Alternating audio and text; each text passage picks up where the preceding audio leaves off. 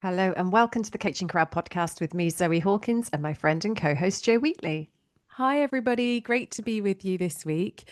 And we're talking about how to use metaphor in coaching today. Metaphors, I love metaphors. And I think we've touched upon them in previous episodes, but today we wanted to dedicate a whole episode to them.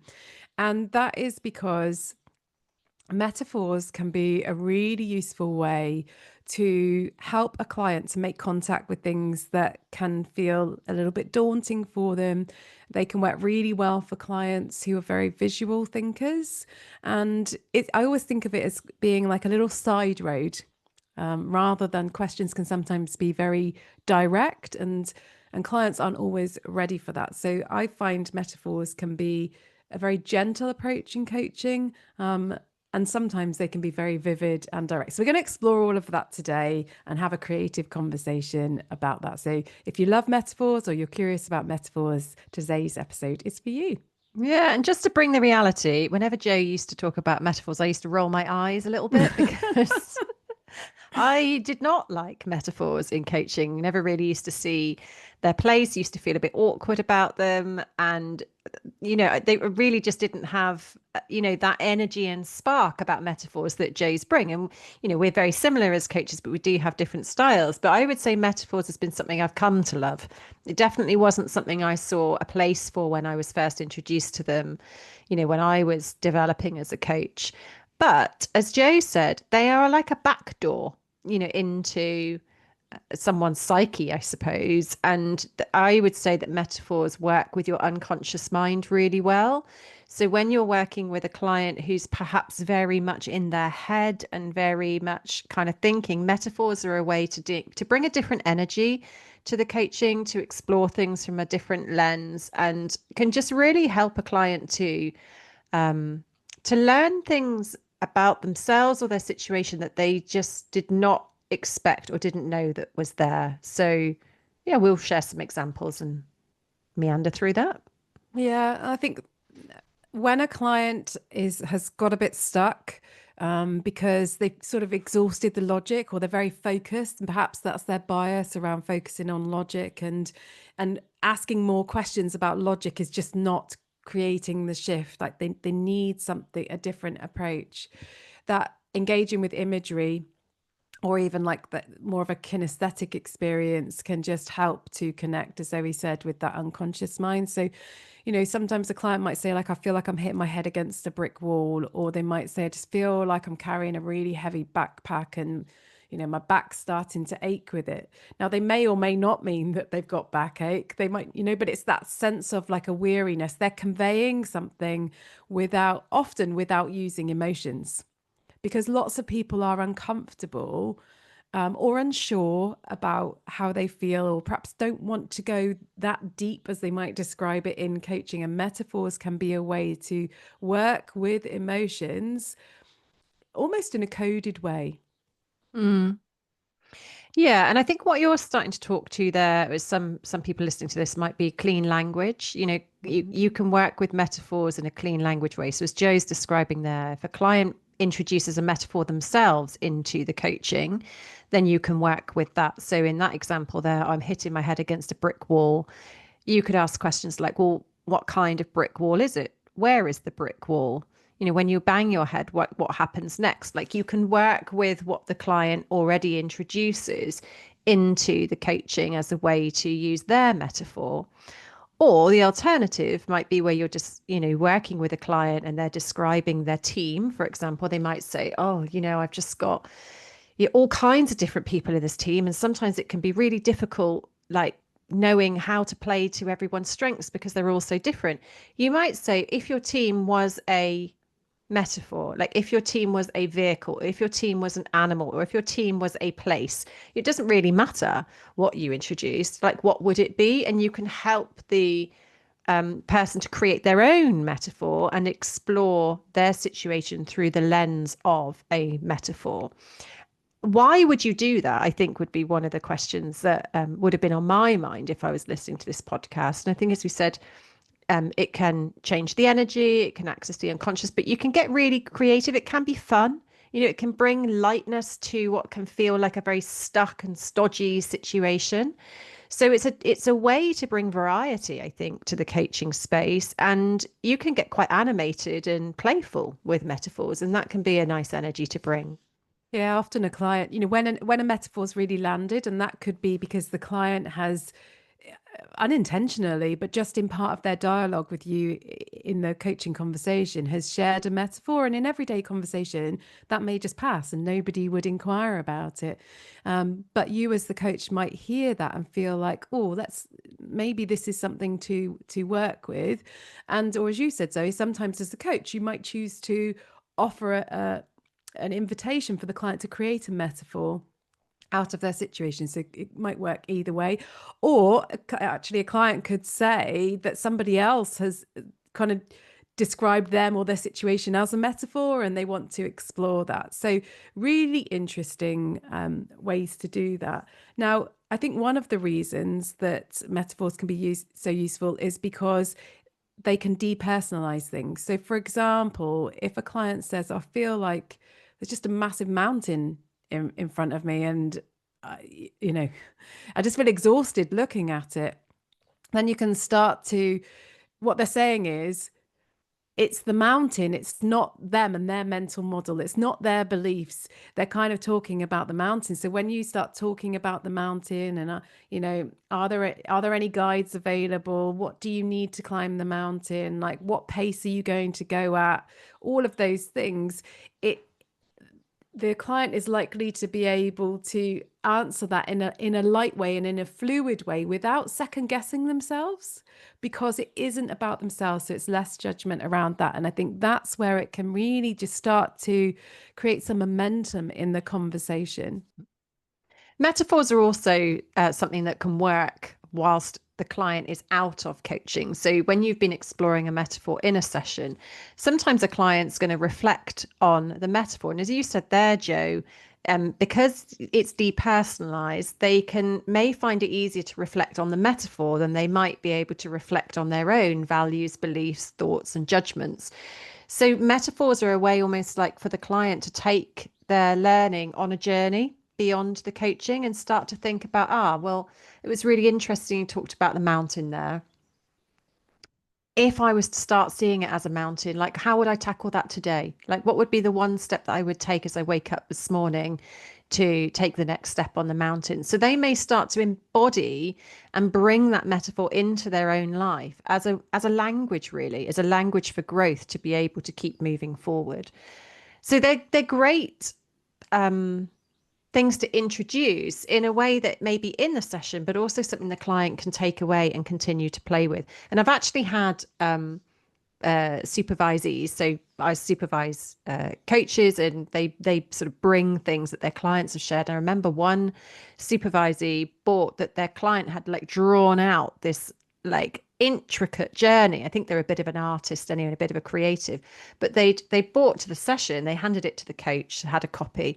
This if you're watching us on YouTube, I'm showing my hands of like how wide this piece of paper was, like an A3 piece of paper where they'd intricately drawn this metaphorical journey, and it had mountains and, a volcano and like storm clouds and a beautiful tree and beautiful birds. And it was so intricate, but how much time had gone into that. And I think one of the things the supervisee was bringing is that, oh, my client says they don't really need coaching anymore because they've like worked on their own journey. And I think that can be the power of metaphor, of helping the client to really just depersonalize it enough that they get access to a different way of seeing something, and it can unlock a route forward for them.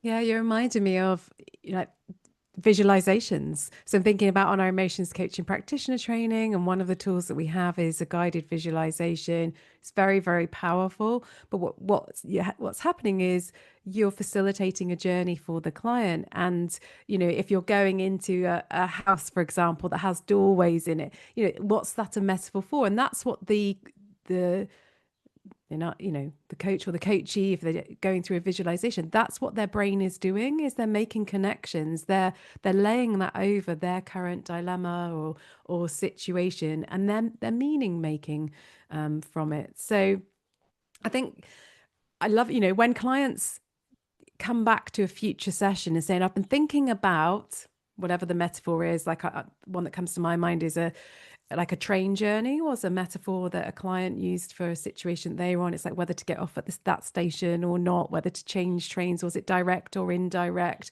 Are they in first class? Are they in, economy? Like all of those things, and they would bring it back. And as you say, Zoe, that became a language. We didn't focus the whole session on it, but it was more like an anchor for them and a reference point and a check-in for them.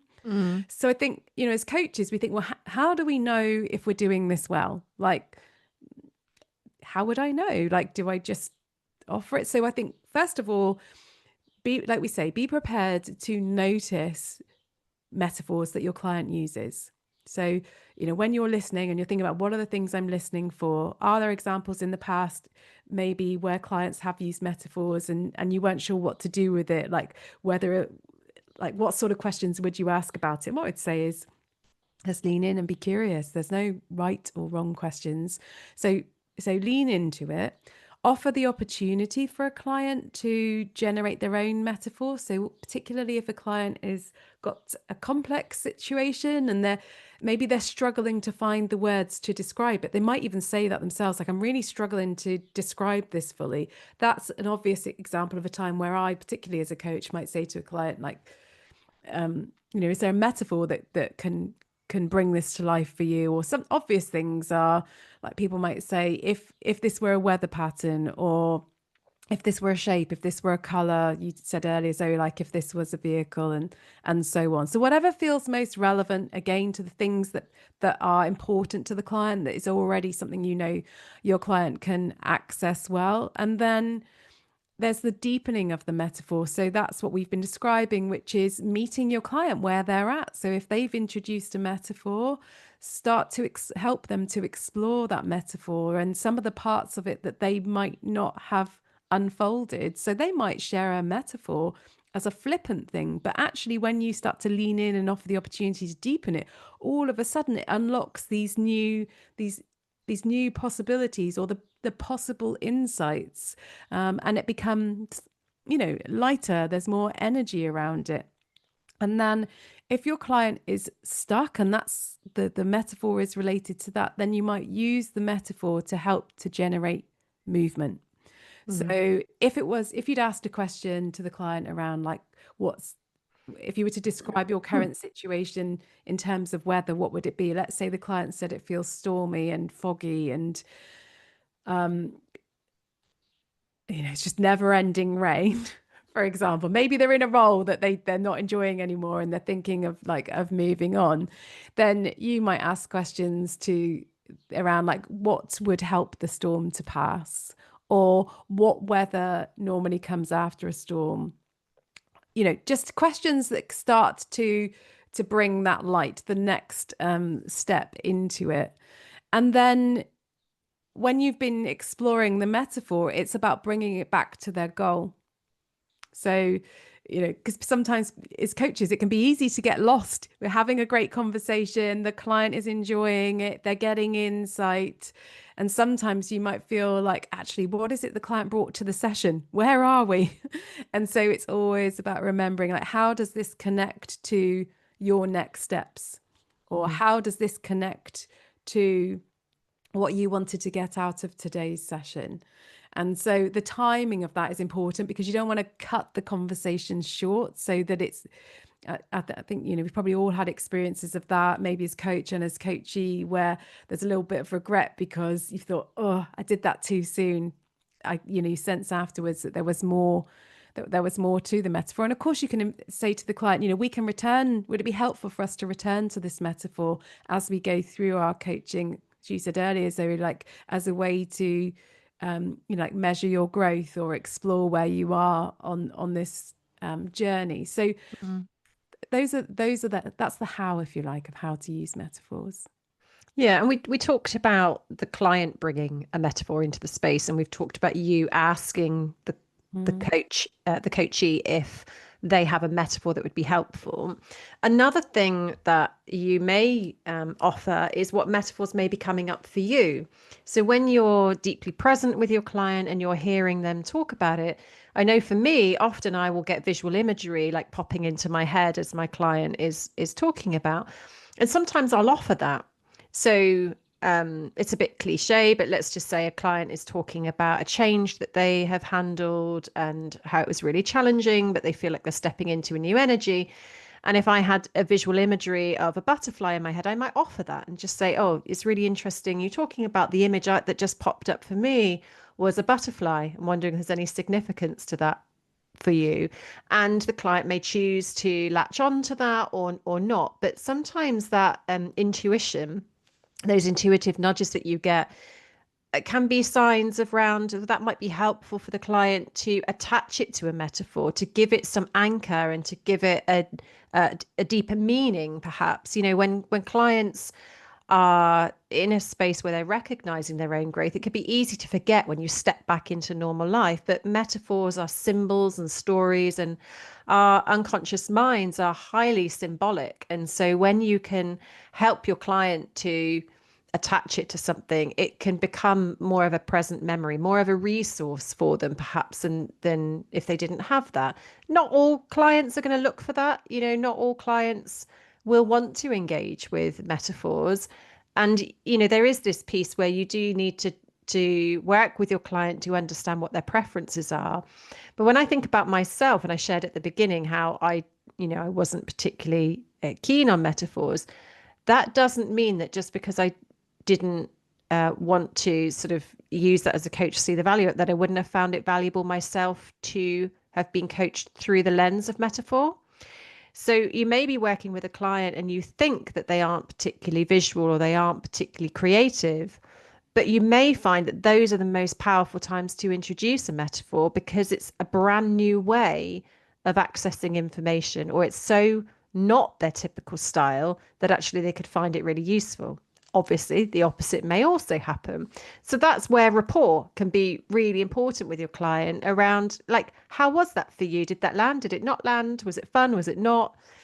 So exploring together and co-creating. Yeah, I'm thinking about when I've worked with, coach or supervisor and examples of times when they have used a metaphor like that's come up for them. And if it's, I know that I've said in the past, like, I love that. Like, I love that they are so connected to me in that session that they have had that experience happen for them because I can relate to it. And it might be something that is exactly what I was trying to get to or describe, or it might be something very different, but there's something in it for me. And the example you gave of, a butterfly, like a client might draw a picture of a butterfly on a sheet of paper or an iPad, whatever, in front of them. And that becomes their anchor to it. And you and I were having a conversation about something yesterday, and I used a metaphor and you were like, ooh, like it was a really strong, like powerful metaphor that was conveying emotion. And so whilst we probably wouldn't remember the detail, like the exact words that we exchanged, like I remember that I said that. And so that anchor, it acting as an anchor, like you're never going to remember if you've got an hour-long session, for example, the client is never going to remember everything that they've said and has been exchanged in that session. They're going to remember one or two things, and it might be a feeling that they had, or I'm thinking about a session I had with somebody recently, and there was a like an author that they mentioned to me. I wrote that down. That's the thing I'm going to do. Go and have a look at that as a way to catalyze more thinking. So having metaphor and having a comfort with metaphor, I think, is a really important skill to have as a coach. And we've described a number of different ways of using it. And just as a summary, really, of the value of them, they can help to reveal different belief patterns and experiences that the client has that they're unable to put words to. So it can help to accelerate the coaching. It can help them to access and process emotions related to the situation that they're in a way that feels safe and accessible for them before they've developed the language around their emotions. And Well, it can help. Sorry, Joe. I was just saying, I would add on that part around safety, it's content free. Mhm. So the client doesn't have to share actually everything that is happening for them. They can share it through a metaphor.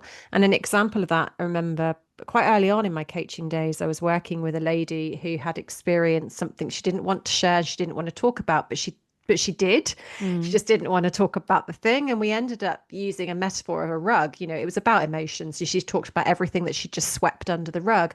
And the rug became a theme in our coaching session. And we started talking about, so how's the rug doing? Have you had the courage to look under the rug? How lumpy is the rug now that we've had this session? And it was a really safe way for her to be able to process this thing that she didn't want Mm. to really talk about, but that she did want to talk about.